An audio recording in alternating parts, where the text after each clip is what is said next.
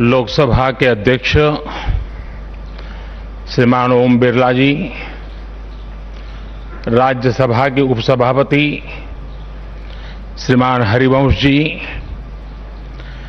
केंद्रीय मंत्रिपरिषद के मेरे साथी श्री प्रहलाद जोशी जी, श्री हरदीप सिंह पुरी जी, अन्य राजनीतिक दलों के प्रतिनिधिगण, वर्चुअल माध्यम से जुड़े अनेक देशों के पार्लियामेंट के स्पीकर्स, यहां उपस्थित अनेक देशों के एम्बेसडर्स, इंटर पार्लियामेंट्री यूनियन के मेंबर्स, अन्य महानुभाव और मेरे प्यारे देशवासियों, आज का दिन बहुत ही ऐतिहासिक है। आज का दिन भारत के लोकतांत्रिक इतिहास में मील के पत्थर की तरह है। भारतीयों द्वारा भारतीयता के विचार से ओतप्रोत भारत के संसद भवन के निर्माण का शुभारंभ हमारी लोकतांत्रिक परंपराओं के सबसे अहम पड़ाव में से एक है। हम भारत के लोग मिलकर अपनी संसद के इस नए भवन को बनाएंगे और साथियों, इससे सुंदर क्या होगा, इससे पवित्र क्या होगा जब भारत अपनी आजादी के 75 वर्ष का पर्व मनाए तो उस पर्व की साक्षात प्रेरणा हमारी संसद की नई इमारत बने। आज 130 करोड़ से ज्यादा भारतीयों के लिए बड़े सौभाग्य का दिन है, गर्व का दिन है, जब हम इस ऐतिहासिक पल के साक्षी बन रहे हैं। साथियों, नए संसद भवन का निर्माण नूतन और पुरातन के सह अस्तित्व का उदाहरण है। ये समय और जरूरतों के अनुरूप खुद में परिवर्तन लाने का प्रयास है। मैं अपने जीवन में वो क्षण कभी नहीं भूल सकता जब 2014 में पहली बार एक सांसद के तौर पर मुझे संसद भवन में आने का अवसर मिला था।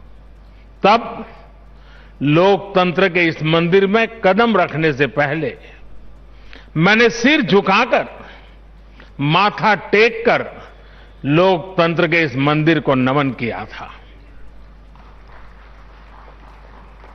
हमारे वर्तमान संसद भवन ने आजादी के आंदोलन और फिर स्वतंत्र भारत को गढ़ने में अपनी अहम भूमिका निभाई है।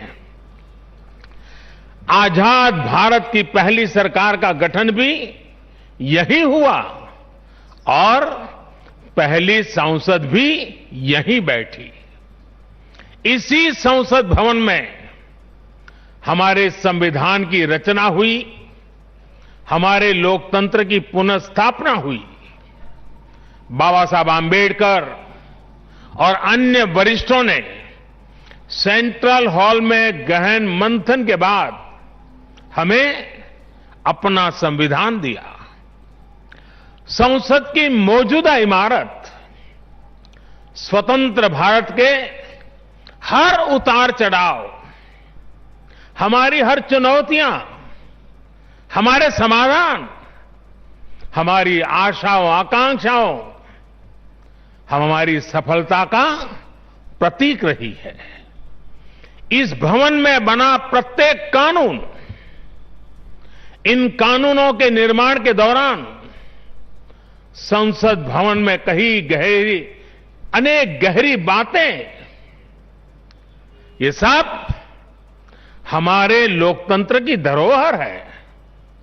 लेकिन साथियों, संसद के शक्तिशाली इतिहास के साथ ही यथार्थ को भी स्वीकारना उतना ही आवश्यक है। ये इमारत अब करीब करीब 100 साल की हो रही है। बीते दशकों में इसे तत्कालीन जरूरतों को देखते हुए निरंतर अपग्रेड किया गया। इस प्रक्रिया में कितनी ही बार दीवारों को तोड़ा गया है, कभी नया साउंड सिस्टम, कभी फायर सेफ्टी सिस्टम, कभी आईटी सिस्टम, लोकसभा में बैठने की जगह बढ़ाने के लिए तो दीवारों को भी हटाया गया। इतना कुछ होने के बाद संसद का ये भवन अब विश्राम मांग रहा है। अभी लोकसभा अध्यक्ष जी भी बता रहे थे कि किस तरह बरसों से मुश्किलों भरी स्थिति रही है। बरसों से नए संसद भवन की जरूरत महसूस की गई है। ऐसे में ये हम सभी का दायित्व बनता है कि 21वीं सदी के भारत को अब एक नया संसद भवन मिले।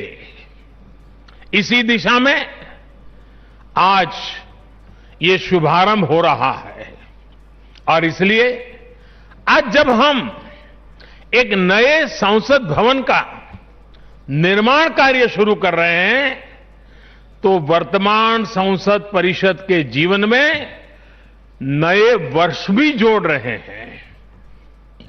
साथियों, नए संसद भवन में ऐसी अनेक नई चीजें की जा रही हैं जिससे सांसदों की एफिशिएंसी बढ़ेगी, उनके वर्क कल्चर में आधुनिक तौर तरीके आएंगे। अब जैसे अपने सांसदों से मिलने के लिए उनके संसदीय क्षेत्र से लोग आते हैं, तो अभी जो संसद भवन है उसमें लोगों को बहुत दिक्कत होती है। आम जनता को दिक्कत होती है, नागरिकों को दिक्कत होती है। आम जनता को अपनी कोई परेशानी अपने सांसद को बतानी है, कोई सुख दुख बांटना है, तो इसके लिए भी संसद भवन में स्थान की बहुत कमी महसूस होती है। भविष्य में प्रत्येक सांसद के पास ये सुविधा होगी कि वो अपने क्षेत्र के लोगों से यही निकट में ही, इसी ये विशाल परिसर के बीच में ही उनको एक व्यवस्था मिलेगी ताकि वो अपने संसदीय क्षेत्र से आए लोगों को उनके सुख दुख बांट सके। साथियों, पुराने संसद भवन ने स्वतंत्रता के बाद के भारत को दिशा दी, तो नया भवन आत्मनिर्भर भारत के निर्माण का गवाह बनेगा। पुराने संसद भवन में देश की आवश्यकताओं की पूर्ति के लिए काम हुआ, तो नए भवन में 21वीं सदी के भारत की आकांक्षाएं पूरी की जाएगी।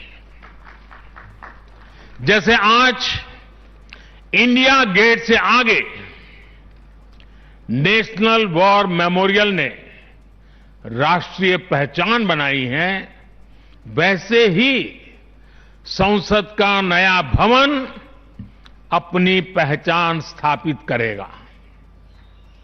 देश के लोग, आने वाली पीढ़ियां नए भवन को देखकर गर्व करेगी कि ये स्वतंत्र भारत में बना है। आजादी के 75 वर्ष का स्मरण करते हुए इसका निर्माण हुआ है। साथियों, संसद भवन की शक्ति का स्रोत उसकी ऊर्जा का स्रोत हमारा लोकतंत्र है।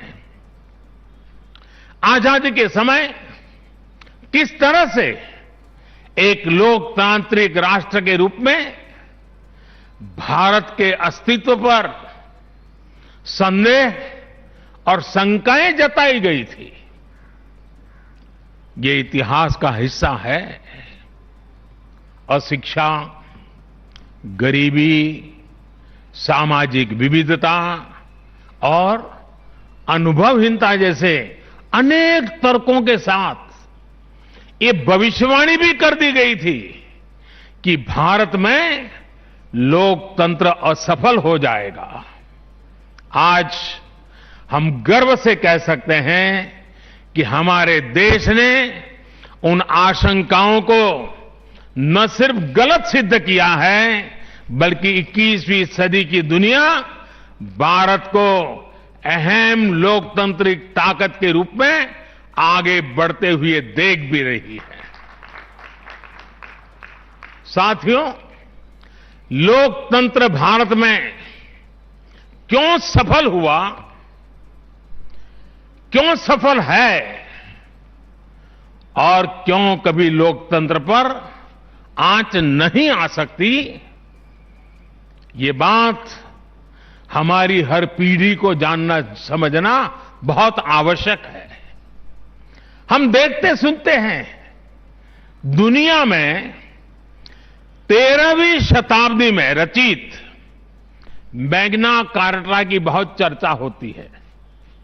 कुछ विद्वान इसे लोकतंत्र की बुनियाद भी बताते हैं, लेकिन ये भी बात उतनी ही सही है कि मैग्ना कार्टा से भी पहले 12वीं शताब्दी में 12th सेंचुरी में ही भारत में भगवान बसवेश्वर का अनुभव मंटपम अस्तित्व में आ चुका था।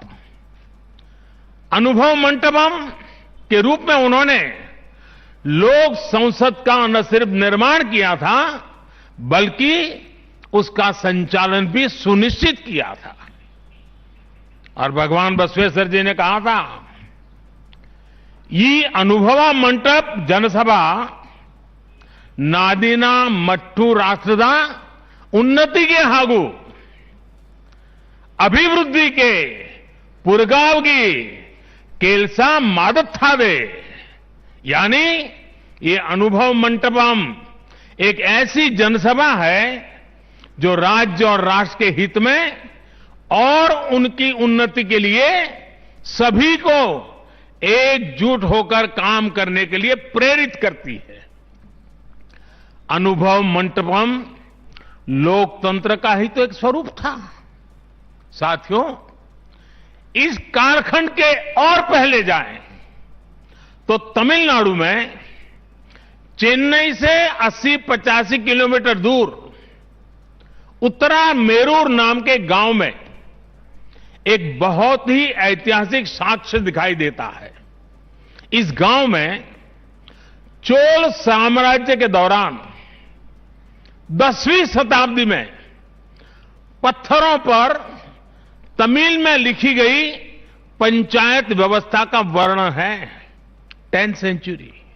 और इसमें बताया गया है कि कैसे हर गांव को कुटुंब में कैटेगराइज किया जाता था, जिनको अगर आज की भाषा में कहना है तो हम आज उसको एक वार्ड कह सकते हैं। उन कुटुंबों से एक एक प्रतिनिधि महासभा में भेजा जाता था।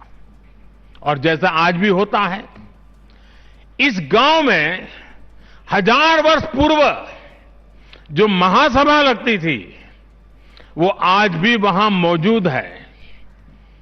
और साथियों, 1000 वर्ष पूर्व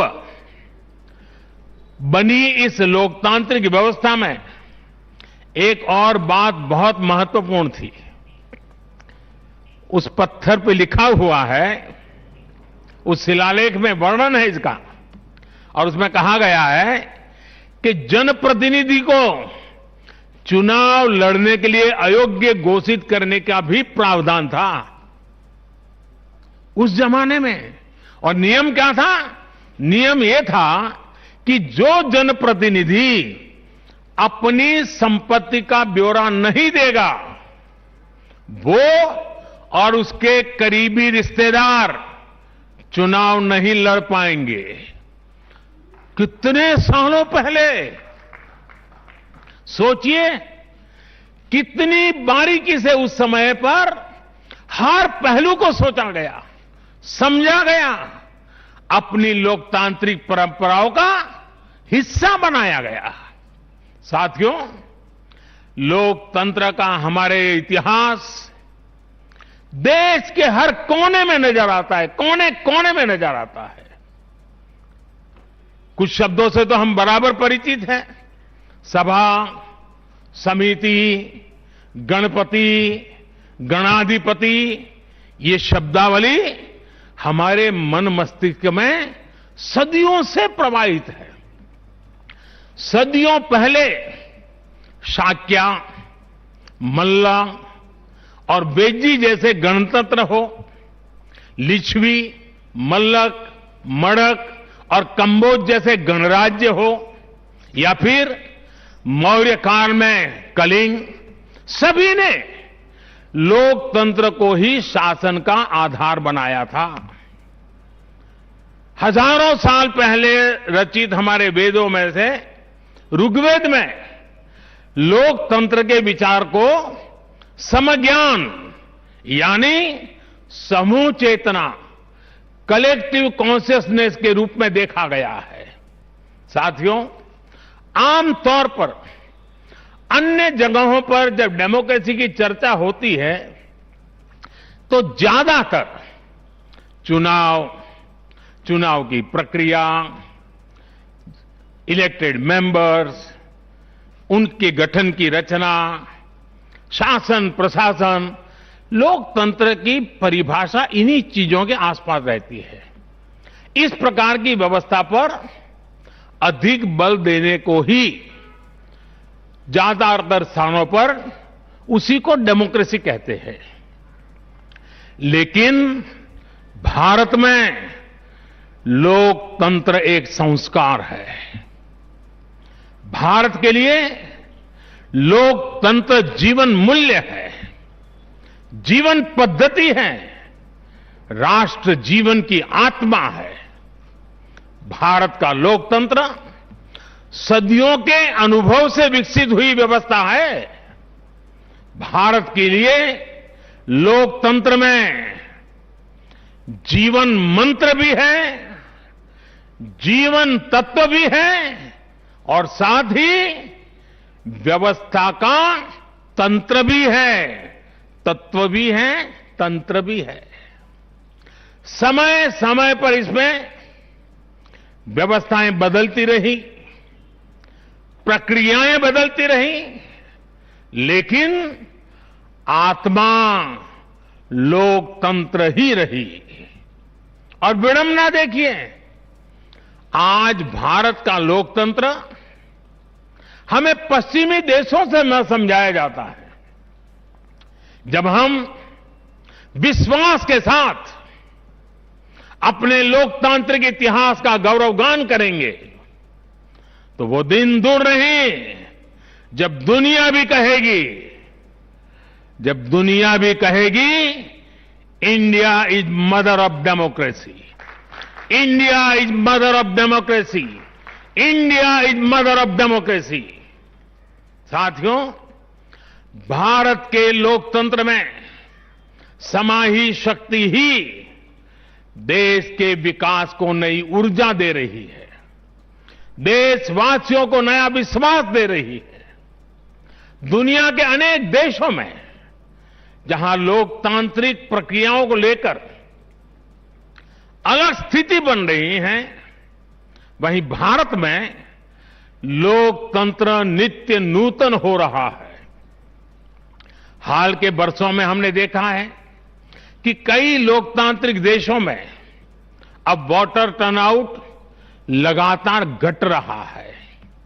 इसके विपरीत भारत में हम हर चुनाव के साथ वोटर टर्नआउट को बढ़ाते हुए देख रहे हैं, बढ़ता हुआ देख रहे हैं। इसमें भी महिलाओं और युवाओं की भागीदारी निरंतर बढ़ती जा रही है।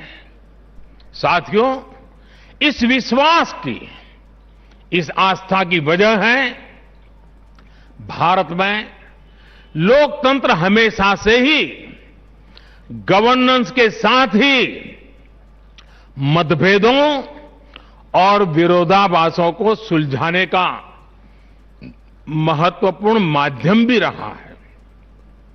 अलग अलग विचार, अलग अलग दृष्टिकोण, ये सब बातें एक वाइब्रेंट डेमोक्रेसी को सशक्त करते हैं।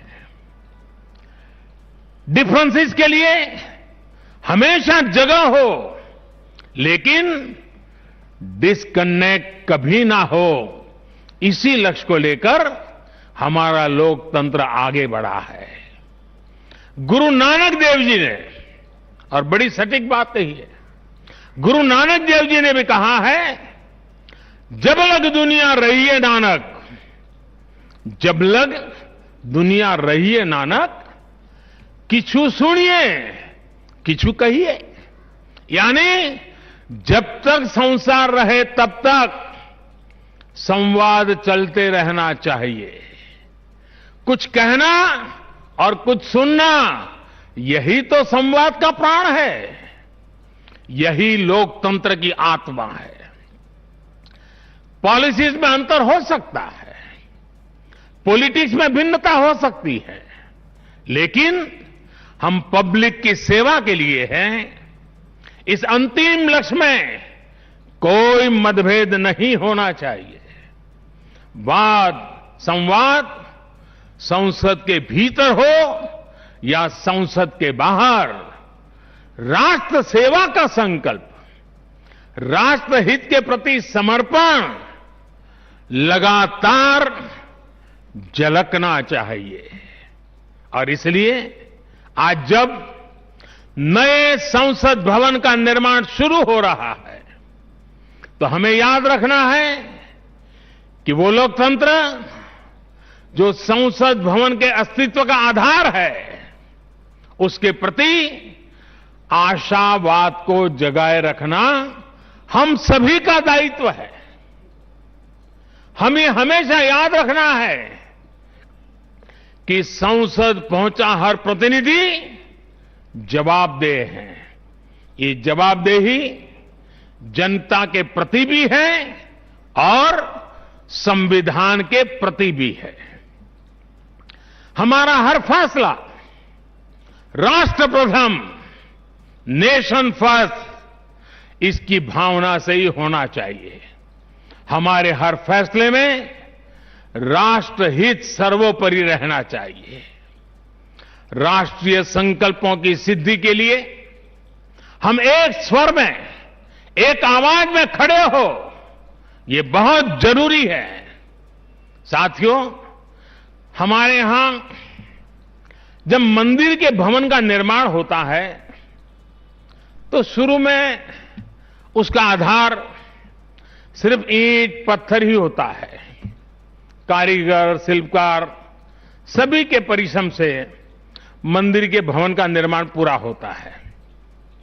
लेकिन वो भवन एक मंदिर तब बनता है, उसमें पूर्णता तब आती है जब उसमें प्राण प्रतिष्ठा होती है। प्राण प्रतिष्ठा होने तक वो सिर्फ एक इमारत ही रहता है।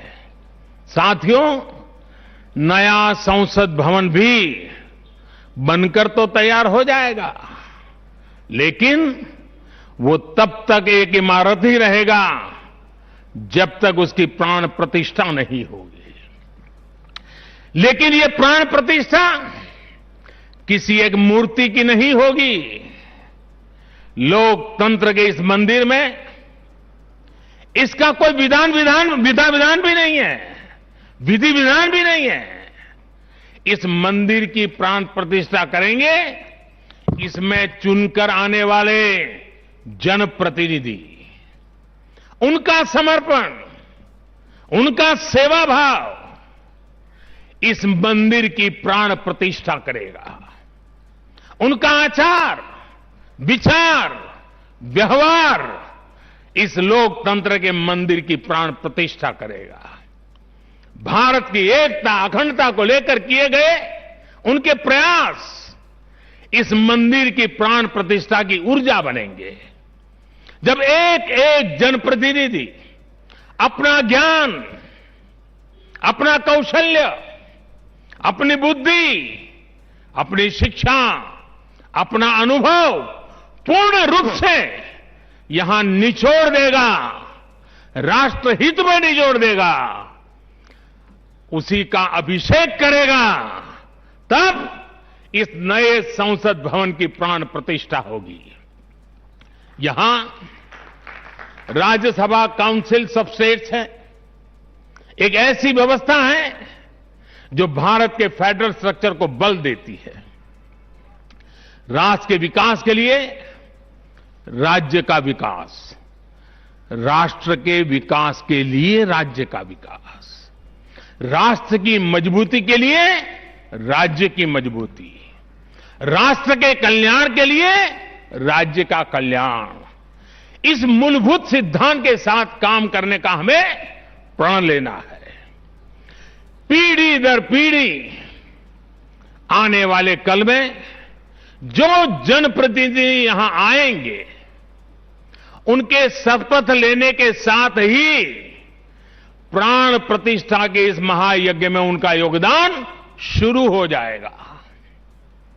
इसका लाभ देश के कोटि कोटि जनों को होगा। संसद की नई इमारत एक ऐसी तपोस्थली बनेगी जो देशवासियों के जीवन में खुशहाली लाने के लिए काम करेगी, जन कल्याण का काम करेगी। साथियों, 21वीं सदी भारत की सदी हो, यह हमारे देश के महापुरुषों और महान नारियों का सपना रहा है। लंबे समय से इसकी चर्चा हम सुनते आ रहे हैं। 21वीं सदी भारत की सदी तब बनेगी जब भारत का एक एक नागरिक अपने भारत को सर्वश्रेष्ठ बनाने के लिए अपना योगदान देगा। बदलते हुए विश्व में भारत के लिए अवसर बढ़ रहे हैं। कभी कभी तो लगता है जैसे अवसर की बाढ़ आ रही है। इस अवसर का हमें किसी भी हालत में, किसी भी सूरत में इन अवसरों को हमें हाथ से निकलने नहीं देना है। पिछली शताब्दी के अनुभवों ने हमें बहुत कुछ सिखाया है।